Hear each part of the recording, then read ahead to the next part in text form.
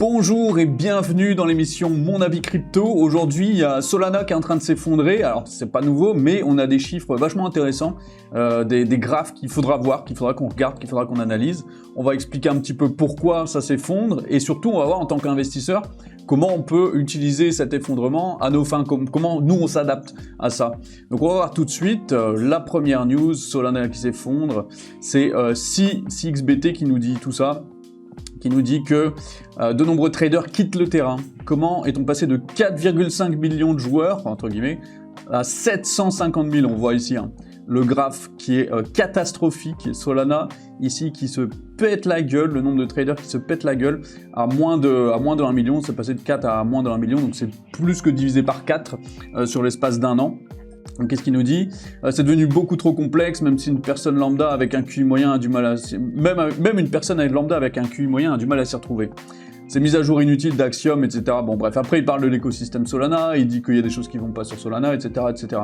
Donc on voit que le graphe ici est catastrophique, que le nombre de traders est en déclin, c'est hallucinant. Solana est en train de perdre du momentum. Et d'une, ça se voit sur le prix, mais après on peut se dire oui, mais tout le marché est en train de chuter. Oui, mais maintenant, il n'y a pas que le prix là. Là, il y a des données concrètes, factuelles, disponibles sur Dune que j'ai trouvées. Voilà, ici, c'est ces données-là que j'ai retrouvées. Alors là, en ce moment, ça a même chuté encore plus. Là, on est vraiment à un point bas. Je sais pas si je peux zoomer, mais non, je peux pas zoomer. Bref, on est vraiment à un point extrêmement bas. Là, j'ai pas le point exact du nombre de traders actuels, mais il est très bas. Il est moins de... il doit être autour de ça là. Il est à moins de 700 000, voilà. Le nombre de traders est à moins de 700 000. Donc si on regarde ici, on peut comparer avec d'autres blockchains. Alors Ethereum a pas autant de traders. Ethereum, c'est où Ethereum? Va falloir que je le trouve. Là, il y a Arbitrum qui est en déclin aussi. Bon, Arbitrum, de toute façon, toutes les autres chaînes sont quasiment pas utilisées. Je retrouve plus Ethereum, c'est la joie. Si c'est là, voilà. Ethereum, voilà, végète autour des 40 000 en ce moment. Donc on peut se dire, oui, mais Ethereum a beaucoup moins de traders, tout ça. Alors oui, c'est vrai que le nombre de traders sur Ethereum a chuté drastiquement, mais il n'y a jamais eu tant que ça sur Ethereum. C'est Solana qui a vraiment ramené des quantités astronomiques de gens sur sa blockchain. Mais par contre, ce qu'on peut voir, en fait, c'est que Ethereum a moins de traders, aussi parce que les frais sont plus élevés, ce qui se passe sur Solana. Il y a plus de traders sur Solana aussi parce que les frais étaient extrêmement bas et c'est ça qui a attiré un petit peu le manant, quoi. Mais ça a attiré aussi beaucoup de problèmes, le fait que les frais soient bas. C'est des bots, voilà, beaucoup de robots qui faisaient du trading sur les gens, donc avec des sniper bots, etc. Et ça a tué les sniper bots, a vraiment tué ce qu'on appelle les fair launch, les lancements de tokens dont l'équipe ne possède pas de pourcentage de jetons. Et du coup, ce qui s'est passé, c'est que c'est tous ces bots-là qui ont pris le devant, qui ont pris l'avantage. Et aujourd'hui, ce Solana est en train de chuter, et on voit que la chute ne s'arrête pas. Là, je pense que on n'est pas un point bas, mais on n'est pas loin du point bas, en tout cas, du all-time low. Et donc, voilà, nous, ce qu'on se pose comme question, c'est la chute du nombre de traders sur Solana, et donc du coup du nombre de traders sur le marché global, parce que Solana, c'était là où il y avait le plus de traders de nouvelles cryptos, de crypto en général. Donc qu'est-ce que nous on peut faire? Alors j'ai encore une fois une réponse, ça va, certains ça va pas leur plaire, mais c'est toujours la même. C'est le record des open interest sur Hyperliquid. Donc pour les, alors je sais pas pourquoi il n'y a pas la traduction. En gros, ce qui se passe, c'est que les open interest pour tout ce qui est en lien avec le pétrole sur Hyperliquid est en explosion. Voilà, est en explosion. Alors forcément parce que il y a deux raisons. La première, c'est que le marché est ouvert 24 sur 24, 7 jours sur 7, ce qui a attiré des nouveaux traders, des nouveaux types de traders.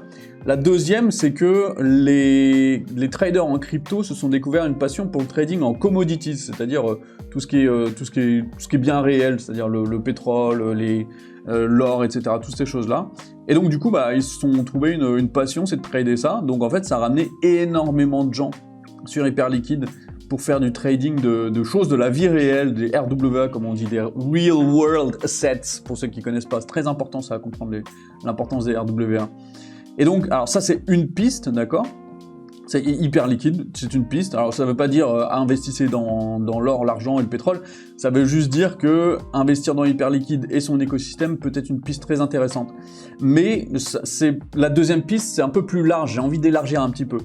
Ça nous ouvre, ça doit ouvrir notre intellect à quelque chose de plus logique, à une manière d'investir plus saine et surtout plus technique et plus intelligente. Parce que investir dans des meme coins et des cartes à collectionner sous forme d'NFT, quand on a plus 10 ans en fait, ça y est, bon, on l'a tous fait un petit peu, c'était rigolo, voilà, enfin pour les plus anciens en tout cas, c'était rigolo, il y avait une trend là-dedans, c'était cool, mais maintenant, il s'agit de vraiment trouver des projets qui redistribuent, des projets qui vont redonner à la communauté Solana, ne redistribuent pas à la communauté Solana, je crois qu'il y a un petit burn si je dis pas de bêtises, j'ai jamais trop vérifié, mais en tout cas, ce qui est sûr, c'est que la plupart de ce que les gens gagnent sur Solana vont à un groupe très restreint de personnes, parce que c'est les validateurs et la team. Mais les gens, monsieur tout le monde ne profite pas de ces 4 millions de traders en fait. Le token Solana ne profite pas de tout ça. Là où Hyperliquid, lui par contre, il profite à fond. Là, il y va. C'est à chaque fois qu'il y a des gens qui font du trading sur Hyperliquid, les frais de trading sont utilisés pour acheter des tokens Hyperliquid et les brûler derrière, les supprimer. Donc en fait, le prix monte et le nombre de tokens hype est en train de diminuer. Donc en fait, c'est ce qu'il faut, il va falloir chercher des choses comme ça. Je dis pas que hype c'est tout, je dis pas que hype c'est le monde, je dis juste que en ce moment c'est le modèle qui fonctionne, le modèle qui marche, et on le voit de toute façon sur les courbes. Si vous comparez, on va aller, tiens, je vais aller sur CoinMarketCap, on va aller comparer, alors attendez, je fais des bêtises, on va comparer les CoinMarketCap, les derniers 7 jours, alors non, 7 jours c'est pas, ça marque pas trop. Il faudrait que je trouve un truc sur le dernier mois, mais il n'y a pas ici, il n'y a pas sur le dernier mois. Mais en gros, ce qui se passe, c'est que Hyperliquid, bah voilà, déjà sur les 7 derniers jours, on peut voir, Hyperliquid a fait plus 25%, là où Solana, les 7 derniers jours, a fait plus 11%. Donc il y a quand même un delta de 14% entre Hyperliquid et Solana, et c'est global, hein, si vous mettez plus en 7 jours, bon, il y a NIR Protocol, voilà, il y a Morpho, etc. Mais Hyperliquid, il est top 4, quoi. Il est top 4 dans les tokens qui ont monté, et c'est pas pour rien. C'est vraiment pas pour rien, sachant que c'est un token majeur, on n'est pas sur du petit token de bébé à la NIR, bon je dis pas que NIR c'est tout petit, mais enfin quoique si c'est moins d'1 milliard. Là on est vraiment sur un token qui est majeur, Hyperliquid, et qui est en train de montrer au monde qu'est-ce qu'il faut faire. Et là il est top 12 ici, bon il est top 5, il va y arriver en fait, il va arriver au top 5, je pense que peut-être pas devant XRP mais devant Solana, un jour c'est sûr. Donc là Solana 48 millions de market cap, Hyperliquid 8 millions, allez 1 x 4, 1 x 5, mais largement faisable, largement en termes de market cap. Et en plus de ça, le market cap sera plus élevé, et le nombre de tokens hype seront encore moindres, donc le prix, c'est pas qu'il va être multiplié par 4 ou 5, c'est qu'il va être multiplié par 10, Hyperliquid à $300, peut-être pas demain, peut-être pas après-demain, mais dans les années à venir, oui, carrément, c'est pas loufoque, il faut juste être patient par contre. Il faut juste être patient, et ça aussi, c'est quelque chose de très important, c'est la patience. Solana, c'était la blockchain de l'impatience, la blockchain du maintenant, et ça peut pas durer, en fait, ça peut pas durer, il faut construire sur le long terme, et c'est ce qu'Hyperliquid est en train de faire.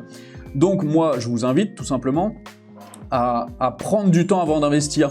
Là, en ce moment, on a le marché qui est en train de se péter la gueule, et c'est justement le moment où on peut se dire, il y a des opportunités de fou dans plein d'endroits, et bah prenez le temps, essayez de voir un petit peu des projets. Moi je vous parle de Gestor, mais il y a d'autres projets, il y a plein de projets ultra intéressants sur Hyperliquid, il y a MarketXYZ, il y a plein de trucs comme ça.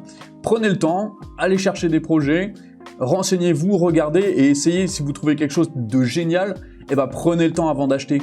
Trouvez des points extrêmement bas, trouvez des gros dumps, trouvez des crises peut-être, ou des micro-crises aussi. Dans un projet, il y a toujours des timings où peut-être que les investisseurs sont impatients, ça va faire chuter, ça va faire diviser le prix par 2 parfois.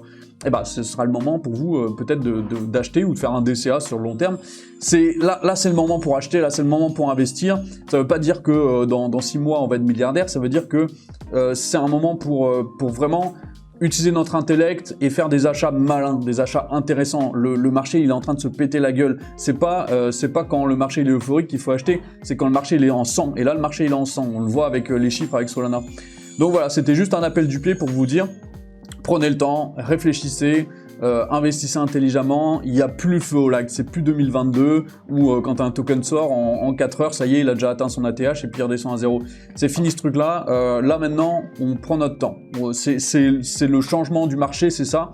C'est pas il y a plus d'argent, il y a moins d'argent. Non, c'est en tant qu'investisseur, ça y est, on arrive dans un moment où on a le temps d'investir, on a le temps de réfléchir, là où c'était pas possible avant. Donc profitez de ça, profitez de ce temps-là pour réfléchir à fond, revoir votre stratégie, faire des recherches, surtout sur l'écosystème hyperliquide, parce que pour l'instant, force est de constater que c'est le seul, quasiment en tout cas. Et voilà, c'était juste pour ça, donc abonnez-vous, c'est très important pour les super conseils que je vous donne, qui sont exceptionnels, et puis rendez-vous demain dans Mon Avis Crypto. Allez, ciao ciao, bye bye.